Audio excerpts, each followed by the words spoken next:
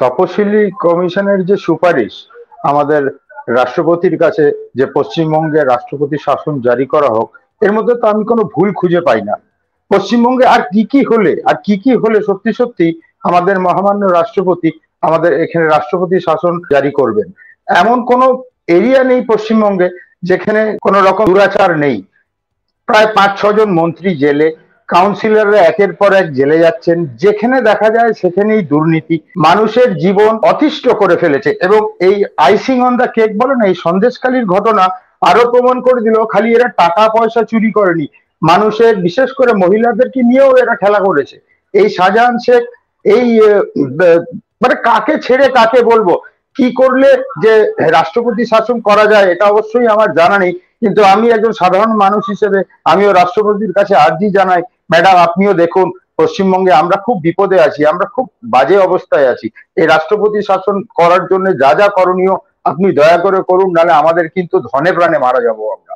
হ্যাঁ ঠিকই তো, উনি যে বলতেন আমাদের মহামান্য মুখ্যমন্ত্রী যে উনি গুন্ডা কন্ট্রোল করেন, তা তো পদে পদে আমরা দেখতে পাচ্ছি। শেষ গুন্ডা যাকে উনি কন্ট্রোল করেন বা যাদেরকে উনি কন্ট্রোল করেন তারা হলেন শাহজাহান শেখ এবং হাজেরারা। প্রথম আমরা দেখেছিলাম অনুব্রত দিয়ে ওনার গুন্ডাদের, মানে আমার যতটুকু মনে পড়ে অনুব্রত দিয়ে ওনার গুন্ডা কন্ট্রোলিং এর শুরু। অনুব্রতকে উনি বলতেন কেষ্টর মাথায় অক্সিজেন কম যায় ও মাঝে মাঝে ভুলভাল কাজ বা ভুলভাল কথা বলে ফেলে, কিন্তু এই অনুব্রতই ছিল ওনার ক্যাশ কাউ। এবং ওই ক্যাশ কাউ অনুব্রত, ওই কাউ মানে গরু পাচার করে কিন্তু কোটি কোটি লক্ষ লক্ষ কোটি টাকা কালীঘাটে পৌঁছেছে, এবং যার যার কারণে এখন কেষ্টবাবু তিহারে দিন কাটাচ্ছেন। এই কেষ্টকে দিয়ে শুরু হওয়ার পর এলো পার্থ, পার্থ চুরি করলো চাকরি, তারপরে এলো বালু, সে চুরি করলো রেশন, তারপরে এলো শাহজাহান, সে সে তো সবই চুরি করলো। সে রোহিঙ্গা নিয়ে এলো এদেশে ভোটার ভোটার বানাবার জন্য, সে বাংলাদেশ থেকে চোরা পাচারকারী পাচার করলো, সে সন্দেশখালীর মহিলাদেরকে বেরাতে রাত বেরাতে পিঠে বানাবার, এর থেকে হাস্যকর লজ্জাজনক ঘটনা কিছু আর কি ঘটতে পারে? রাত্রির বেলায় পার্টি অফিসে মিটিং করার জন্য ডেকে পাঠায়, এগুলো কি তিনি জানতেন না? আর আমি বারবার জোর গলায় একটা কথাই বলছি, সন্দেশখালী একটা বিচ্ছিন্ন ঘটনা নয়, আরো যখন খোঁড়াখুড়ি হবে আশা করা যায় এরকম আরো সন্দেশখালীর মতো ঘটনা আরো হবে। কারণ শাহজাহান সে কি একমাত্র এত বড় দাদা, এত বড় গুন্ডা যিনি এরকম করে মহিলাদের নিয়ে অসভ্যতা করতেন প্রকাশ্যে, পুরো সন্দেশখালীর যাকে ইচ্ছা তাকে ডাকতেন? আর পশ্চিমবঙ্গে এরকম কোনো দাদা দিদির ছায়ার তলায় নেই, এটা বিশ্বাস করা খুব কঠিন। সন্দেশখালীর ঘটনা আবার প্রমাণ করে দিল, এই আগে বলছিলাম না রাষ্ট্রপতি শাসন, এর রাষ্ট্রপতি শাসন ছাড়া আমাদের বাঁচার আর কোনো রাস্তা নেই। মহামান্য মুখ্যমন্ত্রীর আরেকটা ঐতিহাসিক বক্তব্য, যে আরএসএস এর নাকি অনেক বাড়বাড়ন্ত হয়েছে সন্দেশখালীতে। ওই মুখে মাস্কওয়ালা লোক দেখে বা মহিলা দেখেই উনি বুঝে ফেলছেন যে এরা বিজেপি বা আরএসএস এর সাপোর্টার। তো উনি তো অন্তর্যামী, উনি বেশভূষা, মুখের মাস্ক দেখেই তার পলিটিক্যাল অ্যাফিলিয়েশন বুঝতে পারেন। আসলে না বোঝার কি আছে, একটা চলতি টার্ম আছে না, যে কানে দুল লাল চুল ডামতার তৃণমূল, ওইভাবেই উনি সবাইকে দেখেন আর কি। মাস্ক মানেই ওনার বিজেপি মনে হয়, লাল চুল হলেই উনি তাকে নিজের দলের লোক মনে করেন। এইসব লজ্জা ছাড়ুন, এইসব ভনিতা ছাড়ুন, আপনি আসুন সন্দেশখালীতে, আপনি কি হয়েছে দেখুন। বারবার বিরোধীদেরকে আটকে দিচ্ছেন, যেতে দিচ্ছেন না কেন? যদি কিছুই হয়নি, এটা সামান্য ঘটনা, তাহলে তাদের যেতে দিচ্ছেন না কেন? এর কি কোনো জবাব আছে? ম্যাডাম প্লিজ জবাব দিন, আর চুপ করে থাকবেন না। 4টি ছেলে মারা গেছে বর্ডার সিকিউরিটি ফোর্সের একটি কন্ট্রাক্টরের একটি ভুলেতে, কোনো মৃত্যুই আনন্দের নয়, অবশ্যই দুঃখের, কিন্তু সেখানে কেন বিরোধীরা যাননি তাই নিয়ে তার ভাইপো খুব চিৎকার চেঁচামেচি করছেন। তো ভাইপো তো একবারও বললেন না যে তার পিসি কেন সন্দেশখালী এলেন না? নাকি সন্দেশখালীর গুন্ডাদের এতই দাপট যে পিসি এলে পিসিকেও বললাম না আর কথাটা, বাকিটা আপনারা বুঝে নেবেন। আরেকটা কথা শুনলাম না, দিদি বললেন নাকি ওরা আদিবাসী নয়, ওই মহিলারা নাকি আদিবাসী নয়। মানলাম ওরা আদিবাসী নয়, তো তারা যদি আদিবাসী না হন তাহলে কি তাদের মাঝরাতে পিঠে বানাতে যাওয়াটা ন্যায়সঙ্গত? কি জবাব আছে দিদি আপনার কাছে? আপনি নিজে একজন মহিলা, মহিলা হয়ে নিজে সামনের মহিলাকে মহিলা ভাবেই খালি দেখুন, সে আদিবাসী না কোন জাত তাই দিয়ে বিচার করবেন না। আপনার মতো এক মহিলা মুখ্যমন্ত্রীর কারণে শাহজাহান শেখরা এইভাবে বেড়ে উঠতে পেরেছে।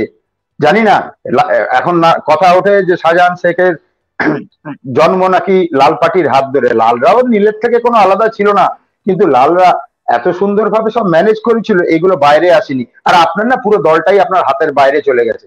আপনার বিদায় ঘন্টা বেজে গেছে, সব ব্যাগপত্র গোছান, আমরা আপনাকে আর কেউ চাই না। আপনার কোনো কাজে ও কথায় মিল নেই, পুরো রাজ্যটাকে ভিখারি বানিয়ে দিয়েছেন। এই ভাতা দিয়ে দিয়ে মানুষকে ভাবছেন আহ ভাতা দিয়ে ভোট কিনে নেওয়া যাবে, কিন্তু গেছে, অনেকদিন গেছে। 11 থেকে 24 অবধি কিনেছেন বা কেনার চেষ্টা করছেন, কিন্তু মানুষও এবার ধীরে ধীরে দেখতে পাচ্ছে এই ভাতা দিয়ে ভোট দিয়ে আলটিমেটলি নিজের মা বোনেদের সম্মানও এবার বিক্রি করতে হচ্ছে।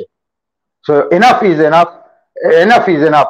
সাধারণ মানুষকে বলবো যে এই সামান্য কটা টাকা ভাতা ছেড়ে আসলে কাজের দাবিতে আমরা সোচ্চার হই। বাংলা মাত্র দুটো জিনিসে প্রথম, জানেন তো? এক, 100 দিনের কাজ। 100 দিনের কাজ কারা করে? যারা নর্মাল এমপ্লয়মেন্ট পায় না, তারা সরকার তাদের জীবিকা নির্বাহের জন্য 100 দিনের কাজ করে।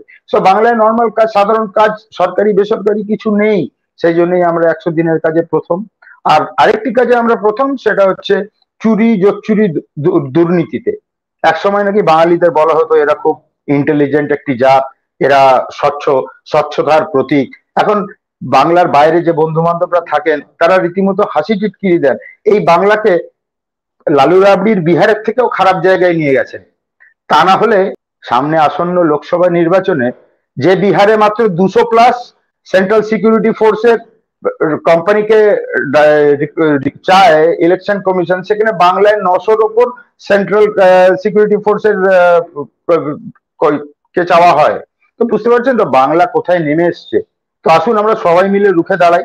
এই রুখে না দাঁড়ালে এই নৈরাজ্য এই আরো চলতে থাকবে এবং আমরা এই কষ্টের আরো ভাগিদার হব। আর এই শিবু হাজরা, যাকে কেউ খুঁজে পাচ্ছে না, পুলিশ খুঁজে পাচ্ছে না, তাকে কিন্তু মিডিয়া খুঁজে পাচ্ছে। এ তো সেই বীরাপ্পানের জঙ্গলের মধ্যে মিডিয়াকে, জার্নালিস্টকে চোখ বেঁধে নিয়ে গিয়ে তার ইন্টারভিউ নিয়ে এসে আবার তাকে জঙ্গলের বাইরে ছেড়ে দেওয়ার গল্প দেখতে পাচ্ছি। শিবু হাজরাকে মিডিয়া চলে যাচ্ছে, তাও ক্যামেরা নিয়ে। আর আমাদের পুলিশ এত কিছু পরে, এত কিছু সবকিছু সহ তারা কিন্তু শিবু হাজরাকে খুঁজে পাচ্ছেন। এবং কি সাহস, কি দুঃসাহস ভাবুন, সেখান থেকে গোপন ডেটা থেকে সে হুমকি দিচ্ছে। সে বলছে নাকি আরো শক্তিশালী তৃণমূল করবে, এবং তাকে এখনো মদত দিয়ে যাচ্ছেন আমাদের নেত্রী, আমাদের মুখ্যমন্ত্রী। এটা ভীষণ লজ্জা। কোনো যুক্তি আছে কি আপনার কাছে যে ওকে কেন ধরা যাচ্ছে না সেটা বলার?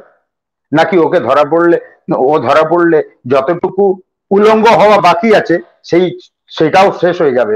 এবার আসি তথাকথিত বুদ্ধিজীবীদের কথায়। এই বুদ্ধিজীবীরা বাড়তে শুরু করেছিল বাম আমলে।